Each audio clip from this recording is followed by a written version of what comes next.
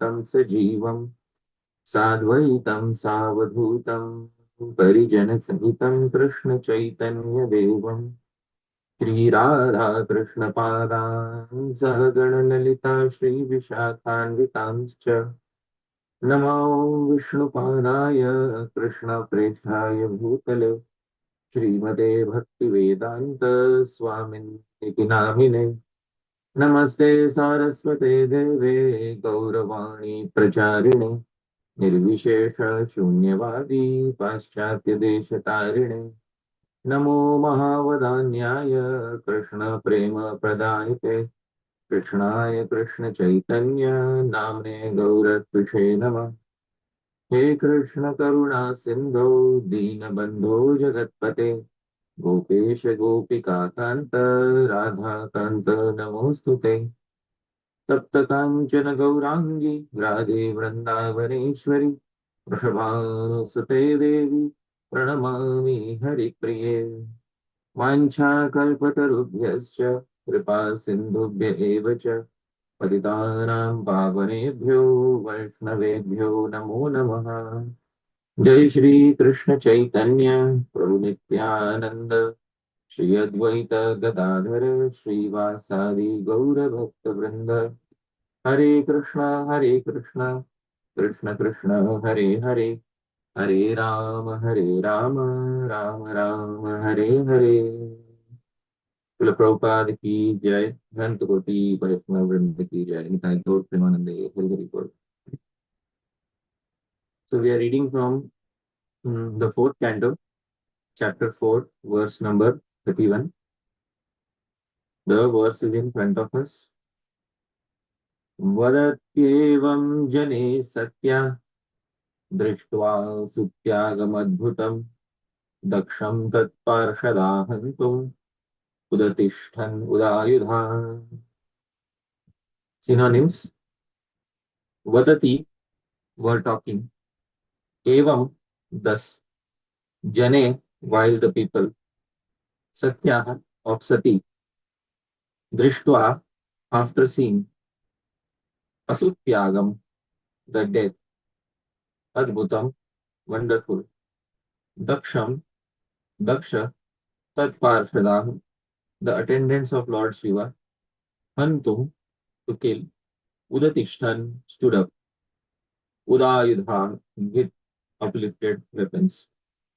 Translation and purport by His Divine Grace A.C. Bhaktivedanta Swami Srila Prabhupada, Jagadguru Srila Prabhupada Ki Jai.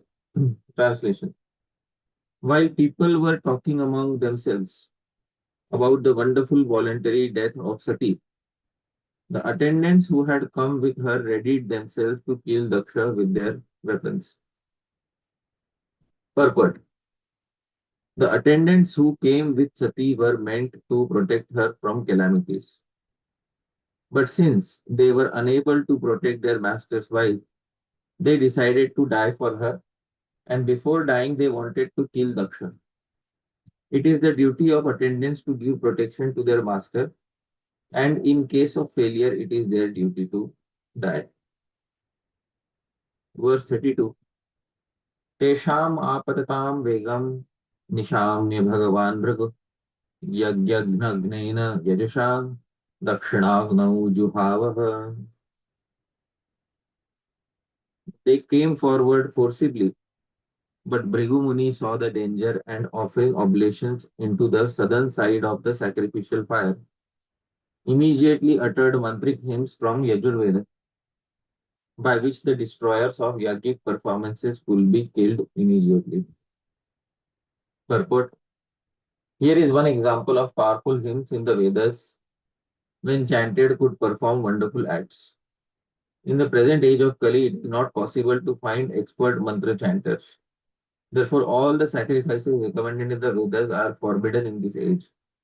The only sacrifice recommended in this age is chanting of the Hare Krishna mantra, because in this age it is not possible to accumulate the needed funds for performing sacrifices, not to speak of finding expert brahmanas who can chant the mantras perfectly. Mukam karoti vachalam pangum langhayate girim Yat kripam tamaham vande Shri Guru Karanam Paramananda Madhavam Sri Krishna Chaitanya Devam. This particular chapter in the fourth canto is based upon the humiliation that Sati experienced and the subsequent giving up of her own life.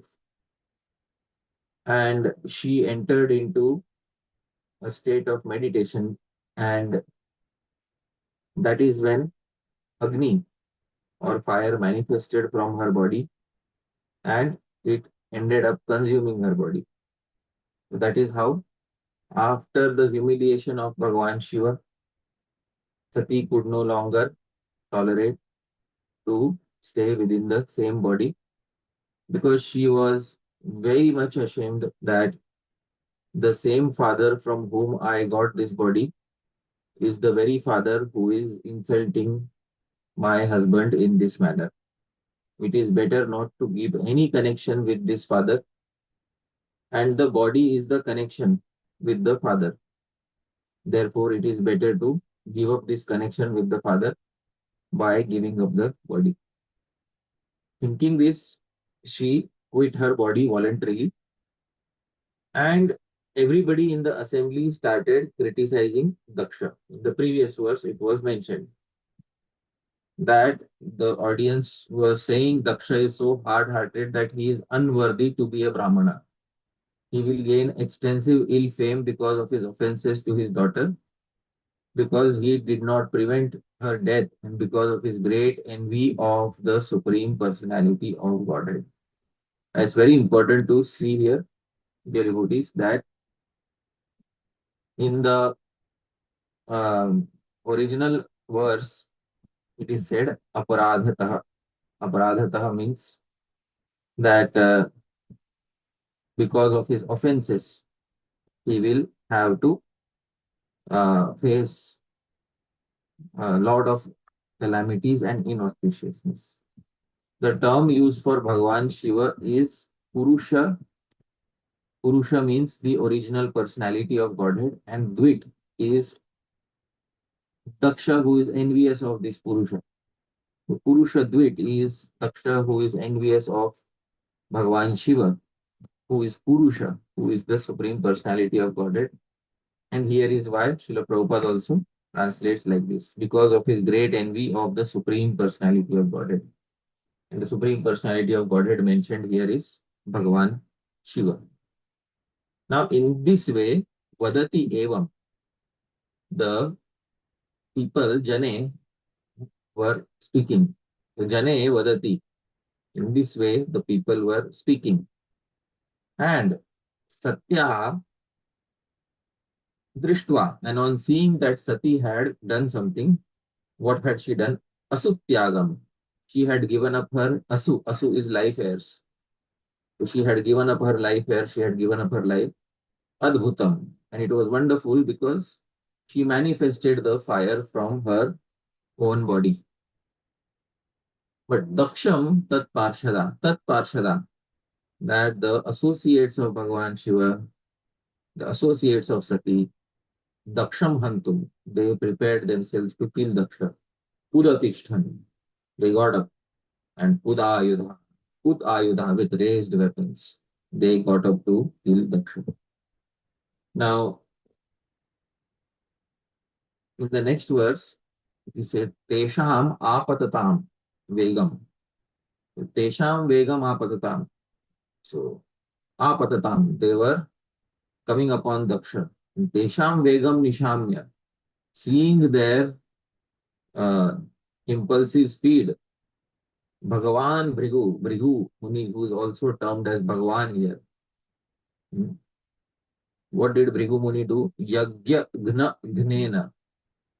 That he invoked Yajush. Yajush is the mantras of Yajurveda. Yajusha. Through the mantras of the Yajurveda. And what types of mantras? Yagya Gna Gnena.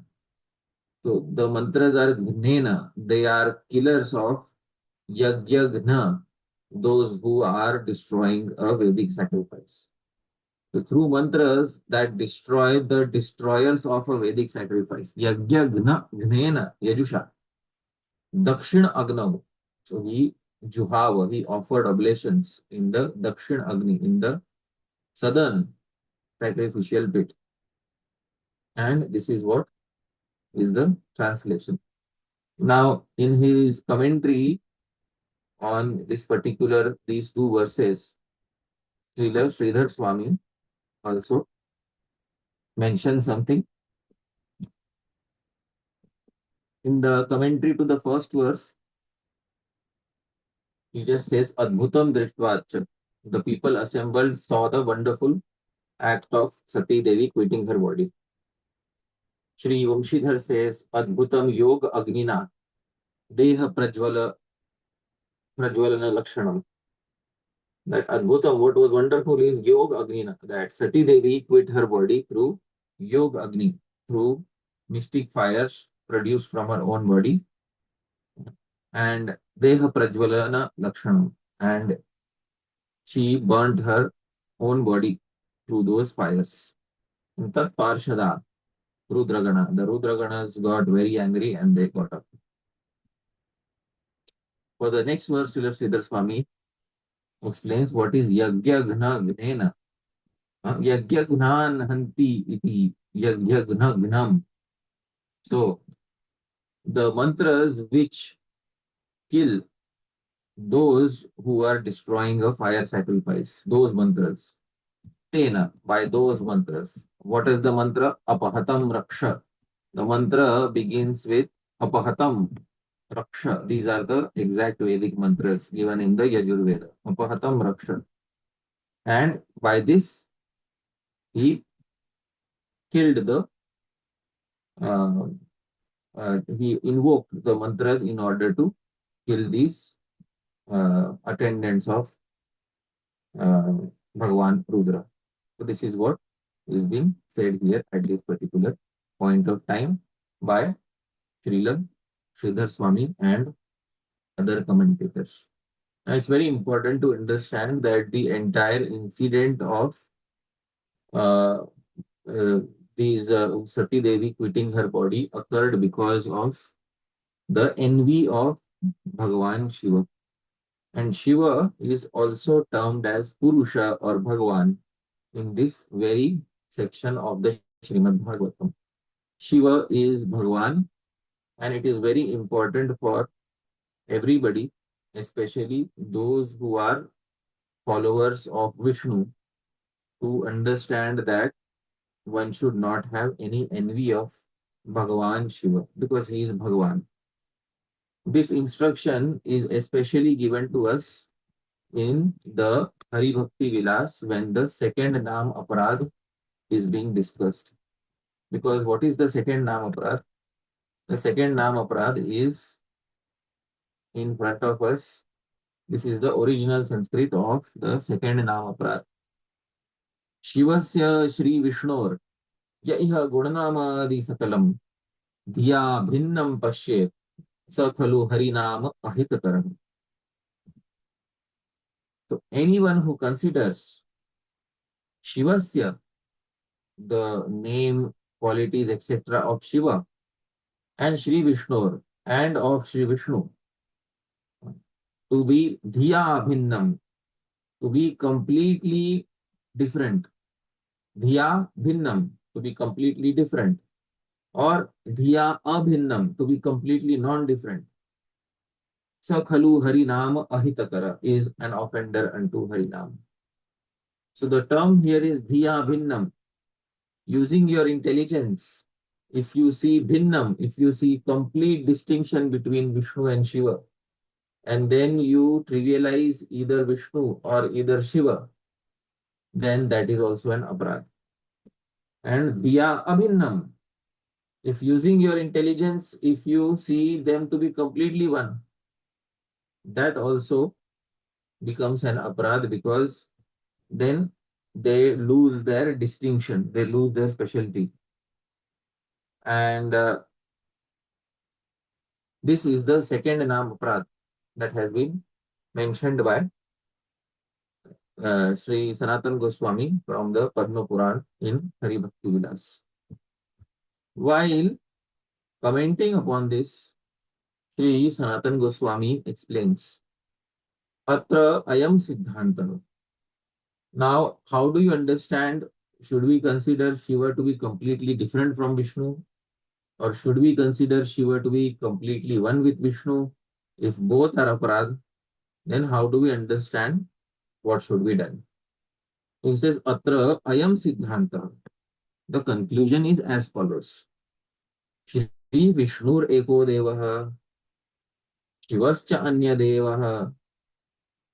To consider Shri Vishnu as a separate deity and Bhagwan Shiva as a separate deity, iti evam anyatve bhasamane, to consider them completely separate, and tan namaskaradikam vaishnavanam ayuktam, then to offer obeisances to Shiva by thinking that he is completely different, he is not Vishnu, he is lesser than Vishnu.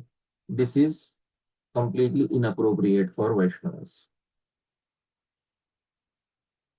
But to consider him completely one is also not appropriate. So he says, Kintu yatha matsya adayo lila avataras तथा श्री शिवश्च गुण अवतारो अयम iti abhedena na doshavaham. However, knowing that just as Matsya etc. are Leela avatars of Sri Krishna, similarly Bhagavan Shiva is Guna avatar of Sri Vishnu, Sri Krishna, and thus to see non-difference in that way, which means that he is Vishnu because he is an avatar of Vishnu, but since he is an avatar, there is also some difference. In this way, to see non-difference does not cause any fault. In fact, it is favorable. It says, Apitu guna eva. It is favorable quality to perceive and worship Shiva in that way because Bhagavad Bhakti Vishesh eva paryavasanat, because it ultimately leads to devotion towards Vishnu, specific devotion towards Vishnu. So this is how the Gaudiya Vaishnavas are supposed to avoid the second Nama Aparad, is by seeing Bhagavan Shiva as the Guna avatar of Bhagavan Vishnu, and then to address him as Bhagavan, and then to respect him in that specific manner. Now, when we say that there is difference and non-difference at the same time, a natural question arises as to what is more. Is the difference aspect between Bhagavan Shiva and Bhagavan Vishnu greater, or is the non-different non-difference aspect greater? So the answer is that in Shastra, the non-difference is highlighted much more than the difference between Bhagavan Shiva and Bhagavan Vishnu. Here is Sri Hari Bhakti Vilas. This is the 14th chapter of Sri Hari Bhakti Vilas, and I am quoting verse number 189 onwards. The original topic being described here in Hari Bhakti Vilas is Shivaratri Vratam. Shivaratri. Now, how should Vaishnavas observe Shivaratri? So this is the original topic being discussed in Hari Bhakti Vilas. A very important section in 14th chapter of Hari Bhakti Vilas. So Sri Sanatan Goswami says, Shivaratri Vratam idam yadyapi avashyakam nahi Vaishnavanam. Although Shivaratri Vratam is not avashyak, it's not compulsory for Vaishnavas, tathapi atra, still Sadacharan vilikhyate. Out of Sadachar, I am writing here. What is Sadachar? Sadachar is that the sadhus say that you should please Bhagavan Shiva. And in some families of some sadhus, there is a family tradition of worshipping Bhagavan Shiva and following Shivratri. So out of Sadachar, it is being written here. It is being mentioned here that those Vaishnavas who have a family tradition, or those Vaishnavas who have been instructed by their Gurujanas to follow Shivratri Vrata, for them, I am writing something here. And it's very important to understand this thing, that in every month there is a Shivratri. But once a year there is Mahashivratri. So this we have to understand. Once a month is Shivratri, And once a year is Mahashivratri. Just as there is Ekadashi every fortnight, but once a year there is Nirjala Ekadashi. Similarly, there is Shivratri every month, but there is Mahashivratri once a year. So, which day is that? Sri Sanatana Goswami mentions Shivratri Vratam Krishna Chaturdashyam tu Phalgune. In the month of Phalgun, in the Krishna Paksh, in the dark fortnight, and Chaturdashyam on the 14th night is Shivratri. He says Vaishnavairapi tat karyam. So Vaishnava should also execute, especially those who have family tradition, especially those who have been instructed by their guru. And what is the reason that Vaishnava should do Shivratri? Sri Krishna Pritaye, for pleasing Bhagwan Sri Krishna. Sada. For pleasing Bhagwan Sri Krishna, you should do. It's also mentioned in the 10th canto of the Bhagavatam that when Nanda Maharaj and other Vrajavasis went to Ambikavan, so at that particular point of time, Nanda Maharaj also observed Shivratri. In the 10th canto of Srimad Bhagavatam, there is this mention of all the Vrajavasis going to Ambikavan. And when they went to Ambikavan, at that point of time, Nanda Maharaj uh, observed Shivratri Vrata. I will share the relevant section. This is chapter 34 of the 10th canto of Bhagavatam. And in this verse, in this chapter, um, it is said in the second verse, Tatra snatva saraswatyam devam pashupatim vibhum anarchur arhanair bhaktya devim cha nripatim vikam. Tatra snatva, O king, after arriving in Ambikavan, all the Vrajavasis bathed in the Saraswati river and then devotedly worshipped with various paraphernalia the powerful Lord Pashupati. Pashupati is Bhagavan Shiva and his consort goddess Ambika. And then they gave lots of gifts and offerings so that may Bhagavan Shiva be pleased with us. And then, very importantly, Ushuhu Saraswati Tire Jalam Prashya Yatavrata Rajanim Tam Mahabhaga Nanda Sunanda Kadaya. Nanda, Sunanda, other greatly fortunate cowherds spent the night on the bank of Saraswati, strictly observing their vows. They fasted, taking only water. In this way, the devotees, even Nanda Maharaj and the Vrajavasis, they offered so much respect to Bhagavan Shiva. Directly mentioned in the 10th canto of Srimad Bhagavatam. So I will take you back to Hari Bhakti Vilas, where Sri Sanatana Goswami is saying something. Sri Krishna Pritaye Sada. For the pleasure of Sri Krishna, optionally. It is not compulsory, but optionally, if you have a family tradition or if your guru has instructed you, you can perform Shivratri Vratam.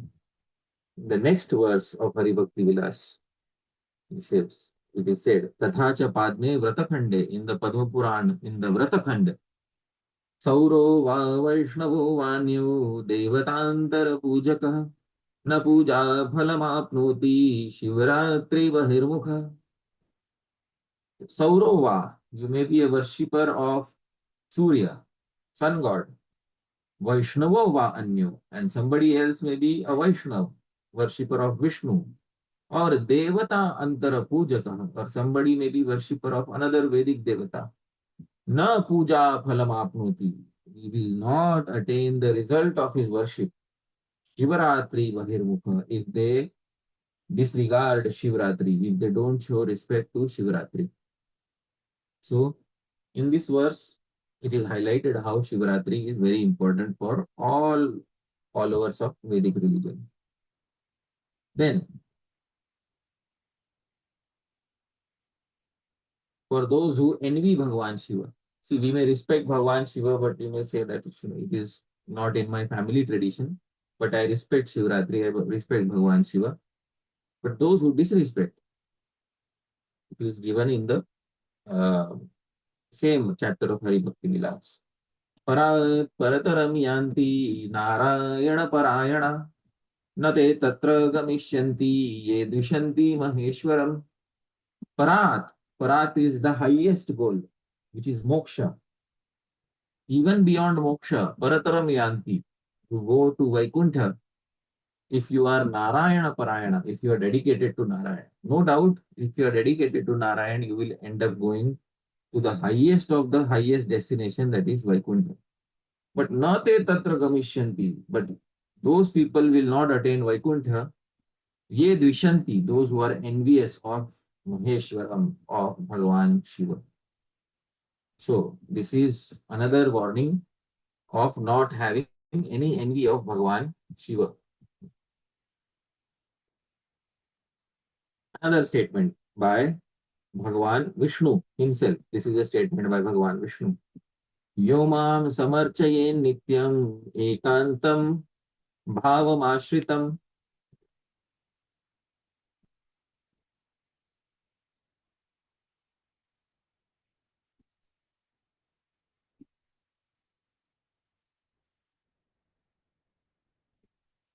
This is 192.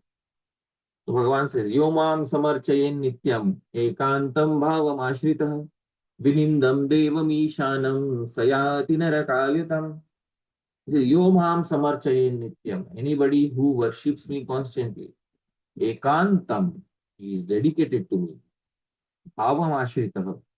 One pointedly he is worshipping me. But Vinindan, while criticizing Devam Ishanam, Bhagavan Shiva, Sayati Narakayutam, he will be subject to many miseries and will not be able to attain me. Anyatracha, in another place, Bhagavan Vishnu says, Madbhakta Shankara Dveshi, Madveshi Shankara Priya, Ubhau Tau Narakam Yatau, Yavat Chandra Divakarau, Madbhakta Shankara Dveshi. If somebody is my devotee, but Dveshi, envious of Shankar, or Madveshi Shankara Priya, or somebody is a devotee of Shankara but is envious of me, Vishnu, Ubhautau, both of these people, Narakam Yatau, will have great suffering. Yavat Chandra Divakarav, as long as the sun and moon are there in the sky. Therefore, Sri Sanatana Goswami says, Hayashirsha Pancharatre, Sri Harihara Pratishthayam Sri Bhagavataiva Uktam. In the Hayashirsha Pancharatra, Bhagavan himself says, Yah Shiva Sohameveha Yoham Sa Bhagavan Shiva Navayorantaram Kinchit Akashanilayoriva. Yah Shiva So Aham Eva Eva. He who is Shiva is me. And Yo Aham, he who is me is Bhagavan Shiva, is Shiva. Na avayor antaram kinchit. There is no difference between us. Akasha anilayoriva. Just as there is no difference between the sky and the wind. Of course, there is a difference, but they seem to be non-different. So verses like these highlight the non-difference aspect much more than the difference aspect. Now, another verse. Shivaya Vishnu Rupaya Shivarupaya Vishnave. So Shivaya Vishnu Rupaya, obeisances to Shiva, who is a form of Vishnu. And Shivarupaya Vishnave, obeisances to Vishnu, who is a form of Shiva. Shivasya Hridayam Vishnu, Vishnostu Hridayam Shiva. The heart of Shiva is Vishnu and the heart of Vishnu is Shiva. Yatha Shivamayo Vishnu, Evam Vishnumaya Shiva. Yathantaram na pashyami, tatha me swastirayusha. Yatha Shivamayo Vishnu, just as Vishnu is non-different in many ways from Shiva. Evam Vishnu Maya Shiva. Similarly, Shiva is non-different from Vishnu in so many ways. Yathantaram na pashyami. Mainly, I see non-difference between them. There may be some differences, but mainly I see non-differences.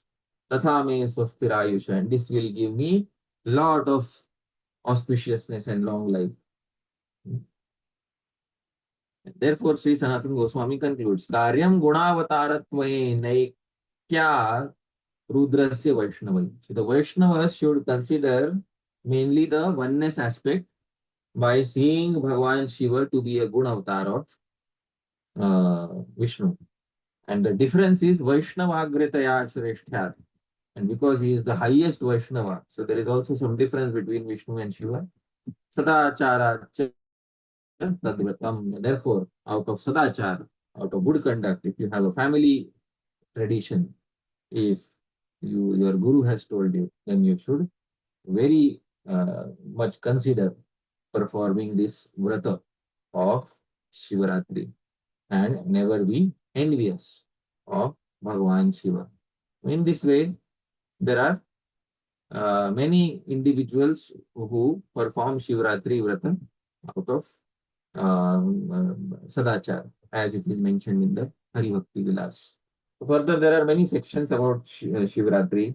It specifies why some people don't perform Shivratri, and many arguments are given. But this is the crux that one should not be envious of Bhagavan Shiva, irrespective of whether you want to perform Shivratri or you don't want to perform Shivratri. But one should never be having any envy of Bhagavan Shiva because Shiva is Bhagavan. He is mainly non-different from Sri Vishnu. So I will pause my speech here. Thank you very much, dear devotees. Yadatra sthalitam kinchit vidvamsah purayantu tat yadatra saushtavam kinchit tadgurorev mena yadatra sthalitam kinchit. If there is any mistake, dear devotees, vidvamsah, your learned devotees, purayantu tat. Please correct any mistakes. But yadatra saushtavam kinchit, whatever was nice, Sadguru Reva. It belongs to my Guru Janas. Me nahi. It doesn't belong to me. Thank you, Pratibhavu Prabhu, Ganganaran Prabhu. Thank you, Dayal Mukunda Prabhu, all the wonderful congregation devotees for kindly being present here. Jagat Guru Srila Prabhupada ki jai. Hare Krishna.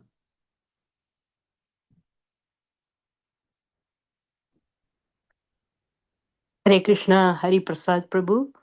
Please accept my humble obeisances. All glories to Srila Prabhupada. This is Premananda. Unfortunately, I'm not able to come on the camera, but I first wanted to thank you for keeping Naperville in your journey or travels and taking care of us here on your yearly visit. Really appreciate that. Um, you clearly mentioned that if one's gurujana is asking one to worship Lord Shiva, then one should understandable. Um, I heard that yeah, of course, in ISKCON, by great devotees like yourself, we hear so many classes and we respect Lord Shiva, and we have clear understanding of how Lord Shiva should be worshipped with due respect. So I heard this year, sometime back, that there are some devotees who recommend having a shrine for Lord Shiva in ISKCON temples, like because in India, all the holy dhams have Lord Shiva as the Kshetra Palaka, the same concept, and also recommending to do Abhishek to Shivalinga on Shivaratri. And I heard, I mean, I don't know the details, but I heard that there was some push for that. Um, so and particularly, I mean, I think I heard some references, people quoting that, like even in Vrindavan, there is Shiva worship before you go to see Krishna. And so why not here in the Western world? What's your thoughts on those? This is a very nice query. Uh, in all in all considerations of what should be done and what should not be done, the acharan, the behavior of the six Goswamis and the later acharyas is praman, is proof for us. So the six Goswamis, they were they built temples of Bhagwan Krishna along with Srimati Radharani, and they knew that other individuals will definitely build temples for Bhagwan Shiva.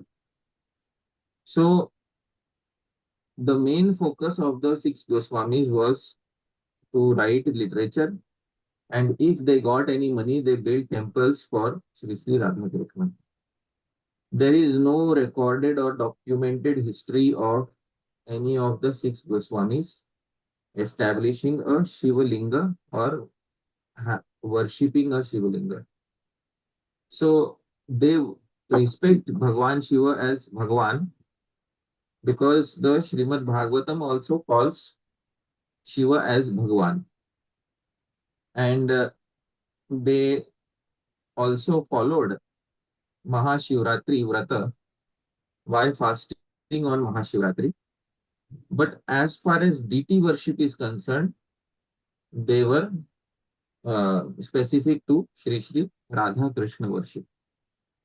But if some Vaishnava has a family given deity, and if they are privately in their home doing worship of Bhagwan Shiva, then there is absolutely no issue with it.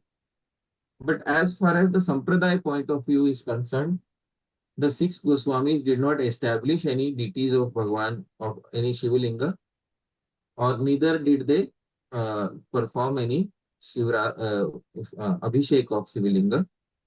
But neither did they stop any Vaishnav from privately doing it at their homes if such Vaishnavas have a family tradition. So I think this line of thought is very nice that uh, in ISKCON, our central focus is to build temples of Sri Sri Radha and Krishna. And obviously, there are other followers of Vedic religion who will build temples of Bhagwan Shiva. And a devotee who has a family tradition or who has been instructed by their guru can optionally visit those temples because Chaitanya Mahaprabhu also visited so many Shiva temples, and they can offer their prayers and puja on Shivaratri. But it is not exactly needed that we start doing it within our society because our society is centered around Sri Sri Radha Krishna worship. So in that way, we will respect Bhagwan Shiva also, and we will be able to keep the uniqueness of our society at the same time. So that is what I think, Mataji.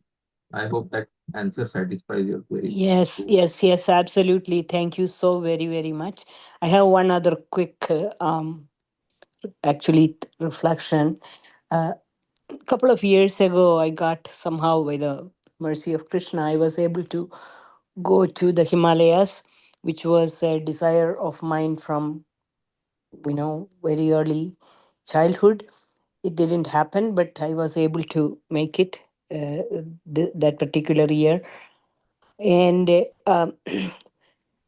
once I crossed Badrinath, and of course, I'm not very knowledgeable about Shastras and all that, but once I crossed Badrinath, and on the way to Kedarnath, I felt that all the way beyond that, it appeared like Lord Shiva's presence was very strong. And I was wondering, is there a difference uh, of different kind of a quality for of his presence in the Himalayas beyond Badri compared to he's present in all the other places as well in his temples, um, in the whole of India. But is there a solid difference beyond Badri, or is it just my imagination? Imagination. The greater number of yogis and devotees dedicated to Bhagwan Shiva, serious practitioners who reside within those areas, their meditation upon non-difference with their main meditation is on non-difference with Bhagwan Shiva. It creates that powerful ambience of Shantaras, that environment of Shantaras which permeates the entire location. So just as when we go to Vrindavan, we experience the various bhakti rasas, a difference in the mood, in the environment, because the mood, the environment is permeated with the various rasas that the devotees are exchanging with Bhagavan. Similarly, in places where there is serious pursuit of non-difference with Bhagavan Shiva, we start feeling that mood of Shantaras and non-difference with Bhagavan Shiva. And that mood starts making itself obvious to us. So it is very much definitely it is very much true that you start feeling the vibrations of the atmosphere due to the presence of many sadhakas of the past and the present who have executed their sadhana at that particular place. So that is what I would like to say in this regard. Thank you so very, very much. Appreciate that.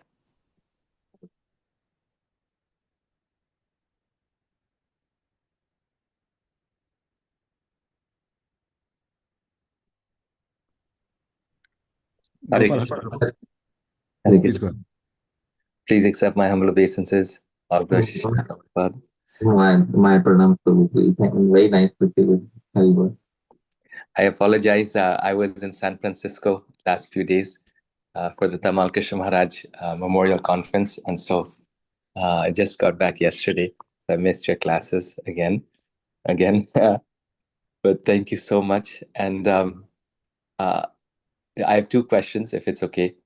The first one is in the purport to the second verse that you read, Srila Prabhupada writes that in this day and age, we don't have the pure Brahmanas who can chant the Vedic mantras to produce fire or other amazing things from the chanting of their mantras. And he writes this in many different places. And we see that in this day and age, we don't have those Brahmanas, but we have, Brahmanas and great devotees who, when they chant, deities cry, right? Like we saw in Mayapur recently, His Holy Jayapataka Maharaj. We have such exalted devotees who, arguably are more advanced than even Vedic Brahmanas. So is it just that we don't have those advanced Brahmanas, or is it that in Kali Yuga, certain things don't happen that happen in previous ages? Just like the analogy that comes to my mind is when in the Chaitanya Charitamrita, when someone tells Lord Chaitanya that he sees Krishna, while they're bathing in the Ganga, and then Lord Chaitanya responds that in Kali Yuga, Krishna does not appear like he used to in previous ages. He's not seen. He appears, but he's not seen, in that way. So is it because the Maha Mantra is also the best of Vedic mantras, and there's so many great devotees in our movement. So those miracles that the Brahmanas used to do as a result of mantras before, is it just that it doesn't happen, or is it a purity thing? You know so much about Vedic mantras, so I was wanting to hear you shed light on this. Very nice. That is it that no Brahmana has the purity, or what exactly it is? Actually, even today there are Brahmanas who can produce rain out of chanting mantras. Now I will show you one example. It's very important to see an example. That are there Brahmanas who can produce rainfall by chanting Vedic mantras? So there is a more than 10,000-year-old uh, sacrifice which is still going on till this date in Kerala, and it is called Atiratram. The place is called Panjal, and the sacrifice is called Atiratram. So I will share a news article from 2016. It says 12-day Atiratram uh, comes to an end. This is a news article, and in this article, it is mentioned, this sacrifice is mentioned that After this 12 days of Atiratram, there is reportedly always at every time there is going to be rainfall. Every time it is recorded. See here, another article from the Indian Express which says rain lashes Kerala village as fire ritual ends. So about 200,000 people watched in utter astonishment as the starry night suddenly turned cloudy and heavy downpour accompanied by strong winds drenched the Yagyashala. This is in Panjal, Kerala. They do it in summer season, not in rainy season. Because in rainy season, people will say it's already rainy season, so it's no surprise that it will rain.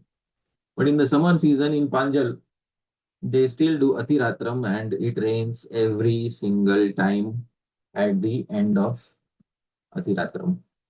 So all the scientists come to record, all the great people, they come to observe this. I will tell you who all were present in the last Atiratram that was held. So here is the news article which says, amongst others who will be in Panjal, include Michael Witzel, Wales Professor, Department of Sanskrit and Indian Studies, Harvard University, the US, P.P. Mahadevan, Howard University, and professors from Japan, and then professors from many parts of Europe, and all these are present to observe directly from their eyes how Vedic mantras are chanted to produce direct rainfall, pratyaks praman. So even today, in Panjal, you can see Atiratram and go for yourself and check. So, Pratyaksham eva pramanam. What better praman than Pratyaksham? See directly with your eyes. There are YouTube videos on Panjal Atiratram, and it is shown in that end of the video, it starts raining after very clear night. It starts raining immediately after Atiratram. So, mostly the Brahmanas cannot do it, but still there are some Brahmanas who can still do it. But they are very closed group. The Nambudiri Brahmins, they will not allow anybody inside and teach their secrets like that. You have to be born in their community in order to be taught that secret. So this is one example, Panjal Atiratram. So I hope that answers your query to some degree of satisfaction. To some degree, Prabhu, but still, I mean, yeah, the rain is coming there, but we don't find brahmanas who are, producing fire from chanting mantras and things. Uh, and mainly, my question is, so I mean, how does that relate with spiritual power in terms of, chanting the Maha Mantra, where someone may be very spiritually advanced and is chanting the mantra purely, like I mentioned, deities are crying, this, that, but they don't do these types of things. Is it just because this is not our process is in our tradition, or is it the age? Because we could make so many devotees, in fact, if someone could do these miracles. And of course that was not our intention, but it would be wonderful if someone could do these miracles. So so um, any further thought on that? So this is answered by Srila Bhaktivinoda Thakur Mahasaya in Jaiva Dharma, that there are three main types of adhikar. Adhikar is eligibility in the Vedas. One is called karma adhikar, one is called jnana adhikar, and one is called bhakti adhikar. And different individuals have been given different adhikars. Those who have karma adhikar, the eligibility to execute Vedic karma, they are the ones who are expert in Vedic sacrifices. They may not have Gyan Adhikar or Bhakti Adhikar. Those who have Gyan Adhikar are Vedantists who are expert in meditating on the impersonal Brahman. The head of it is headed by Sri Adi Shankaracharya, Gyan Adhikar. And those who have Bhakti Adhikar, they may not have Karma Adhikar or Gyan Adhikar, but they have the Adhikar to exchange Bhakti Ras with Bhagavan.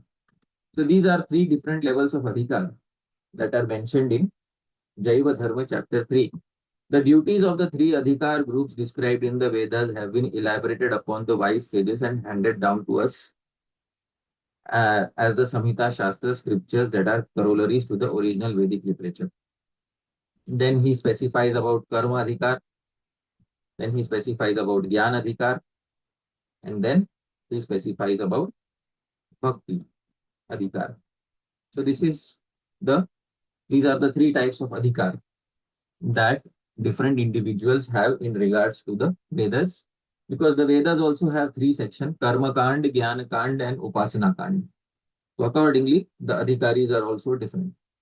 So an adhikari for karma, such as producing rain or fire from through chanting Vedic mantras, is a different person. His eligibility is different. And an adhikari for bhakti, who can exchange bhakti ras with Bhagavan, his eligibility is different. So that is why different adhikaris show different eligibilities, and accordingly, uh, different individuals are attracted to them. Because if we show the miracle of producing fire or producing rainfall, then people will come to us with that motivation. Can you teach me how to produce fire or produce rainfall? And once they come to us with that motivation, then we will have to dedicate a separate branch of our society to teach people how to produce fire or rainfall. So that is not within Bhakti Adhikar. So people who want to have those motivations, they can go and study Veda Yagya from a Brahmana, provided the Brahmana is willing to teach them. So that is what I would like to say in this regard. Thank you, Prabhu. Yes, this actually, makes sense. And my second question was kind of following Mataji's question about Shivratri. And you were describing how Sanatan Goswami is saying that if you don't do this, you don't get the fruits of bhakti.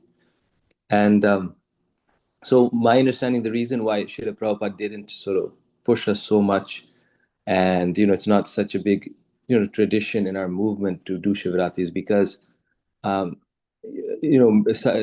some statements in the Hari Bhakti Vilas are not,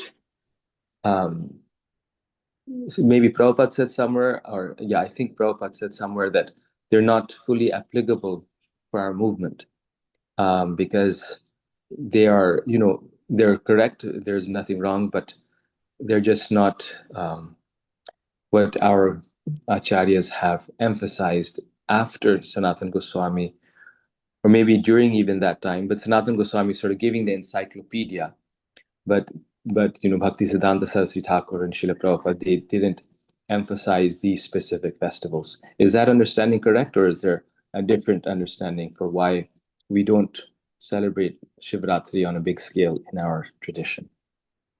The thing is, the environment in which Hari Bhakti Vilas was written was completely different, and the environment in which the Gaudiya Math and ISKCON exist is completely different. The Hari Bhakti Vilas was written not within an institution. The Hari Bhakti Vilas was written as a text of a sampradaya, and the Vaishnavas were not really organized under one specific institution. They were under different gurus. And then when that sort of an environment is there, where individuals have the freedom to decide whether they want to follow or they don't want to follow, that is where Hari Bhakti Vilas makes sense. Now, when you have a very structured institution such as ours or the Gaudiya Math, the tendency is to give one standard for everybody. Now, when you give one standard for everybody, some people feel very comfortable. Oh, wonderful, this is the standard we wanted. Some people feel deeply uncomfortable. This standard goes against my family traditions. So, obviously, since we say one size doesn't fit all, so how is it possible that people will be happy when you give millions of people the same standard? So there is no nuanced understanding, or there is no niche understanding of the Siddhanta when a single understanding is given to millions of people.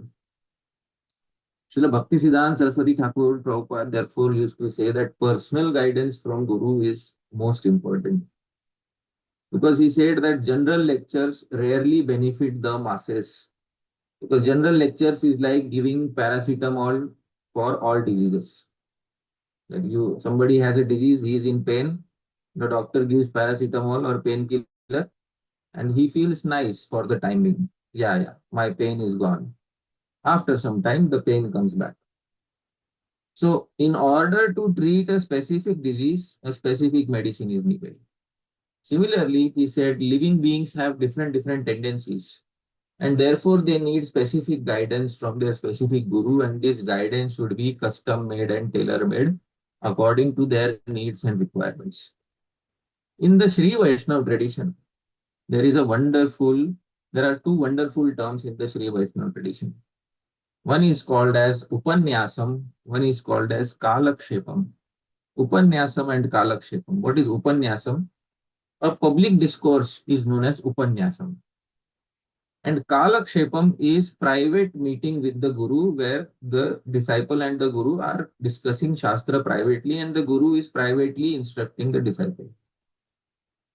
In our society, we have enough opportunity for Upanyasam, public discourse. But rarely do we get time for Kalakshepam, personally sitting with the Guru and getting personalized, tailor-made, custom-made, out-of-the-box solutions for ourselves. And therefore, that one standard gets applied to everybody. And then you see that some people are deeply comfortable with it and some people are deeply uncomfortable with it. So as a movement, we have to progress in the direction of having Upanyasam, public standards, as well as Kalakshepam, personal, tailor-made, custom-made adjustments for the individuals. Otherwise, the tendency is to apply one standard for everybody and then put a lot of people in discomfort. So that is what I would like to say in this regard. I hope that answers your question. Yes, Prabhu. Thank you. Hare Krishna. Hare Krishna, Prabhu. Please accept my humble obeisances. My pleasure.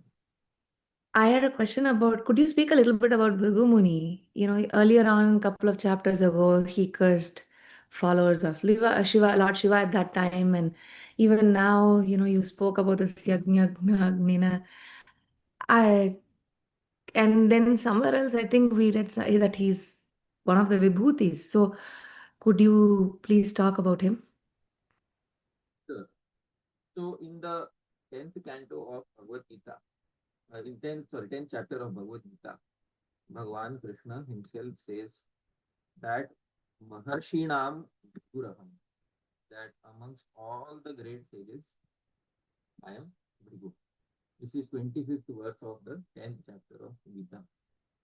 So if he is Bhrigu amongst all the great sages, why is he acting in defiance of Bhagavan Shiva?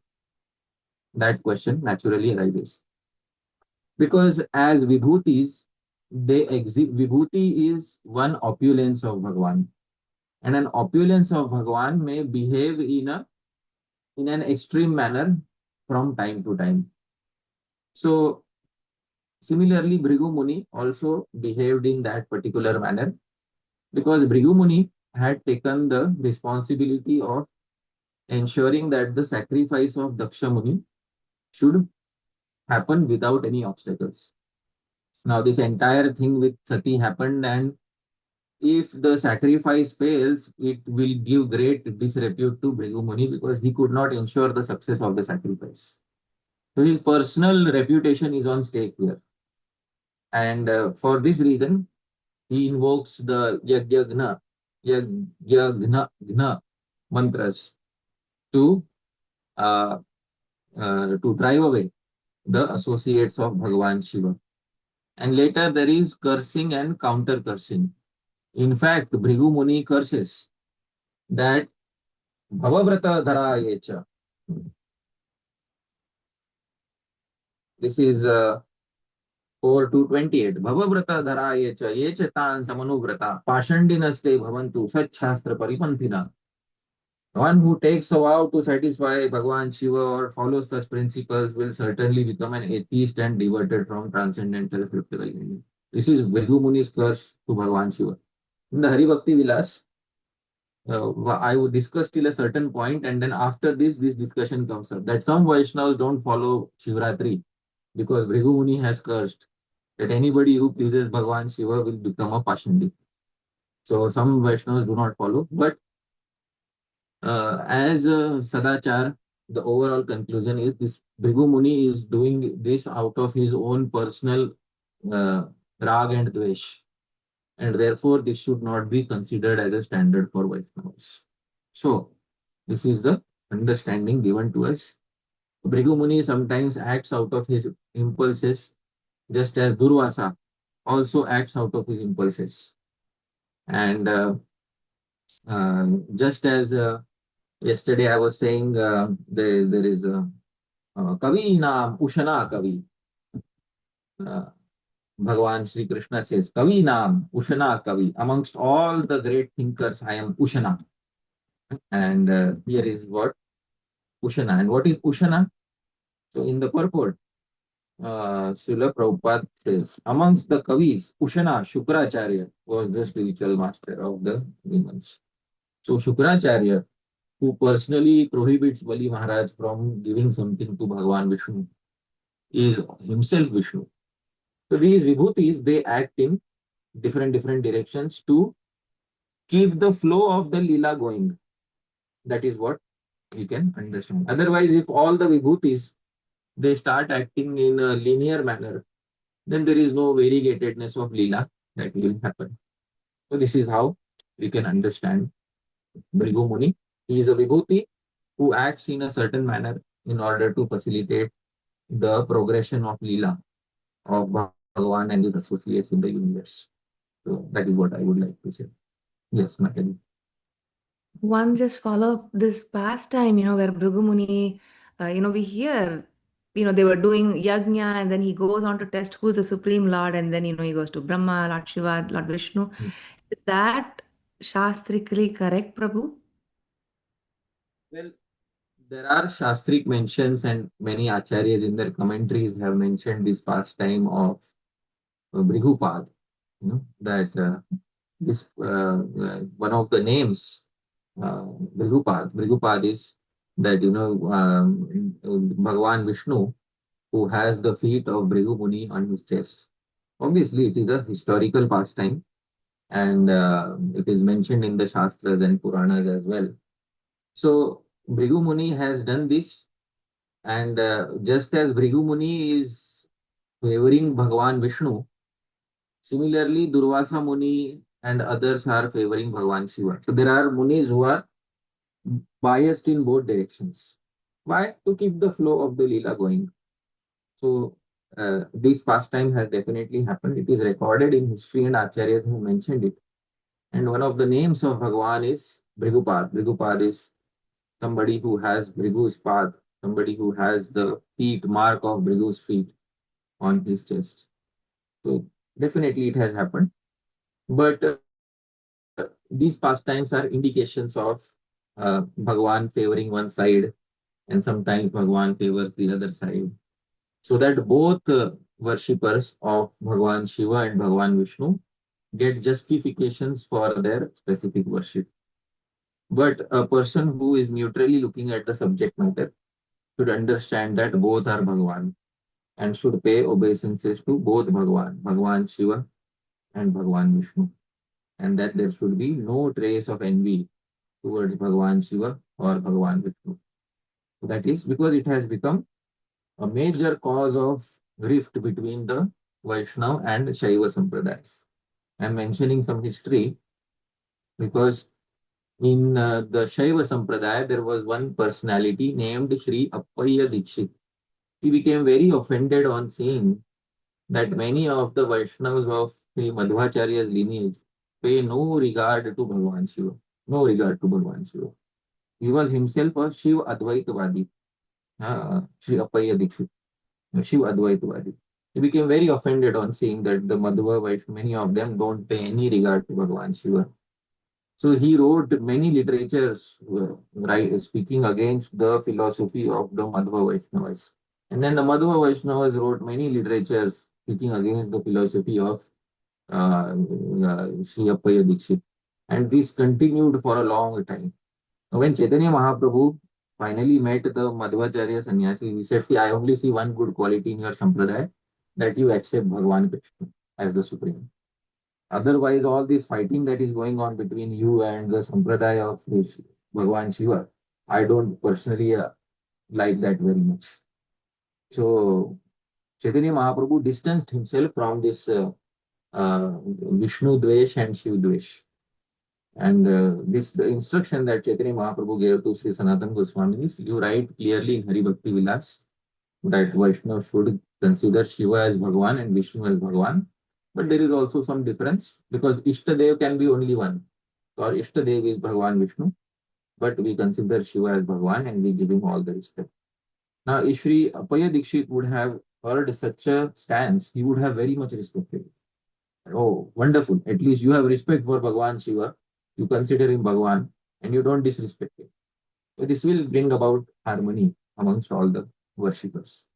So Bhrigu Muni, Durvasa Muni, they are having their own specific biases in this regard. They are vibhutis of Bhagavan who are doing specific leelas.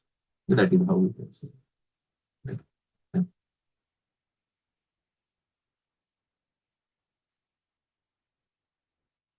Right. So should we pause, Ganganaran Prabhu? Yes, Prabhu. If there's no other questions, we can pause. And I think we are also, it's a weekday and we are at 8:45. So perhaps it's a good time to pause. Again, thank you so much for the most wonderful class. We learned a lot.